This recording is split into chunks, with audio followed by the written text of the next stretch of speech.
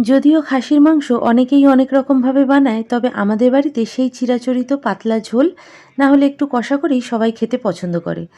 তাই সেই সাধারণভাবে চিরাচরিত নিয়মেই আমি বেশিরভাগ সময় রান্না করি।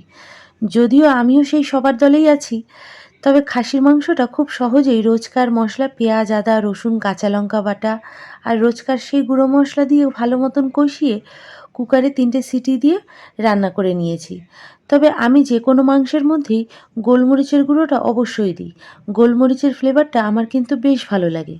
শীতকাল হোক বা গরমকাল, গরম ভাতের সঙ্গে খাসির মাংস কিন্তু জমে যায়। তবে তোমরাও কি আমার মতন চিরাচরিত নিয়মেই মাংস রান্না করো? নাকি নতুন নতুন পদ্ধতি ট্রাই করো? আমাকে অবশ্যই জানিও।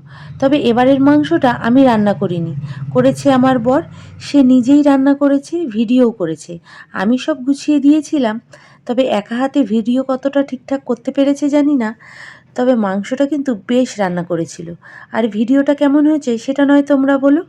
ভালো লাগলে পাশে থেকো। আজ আসি।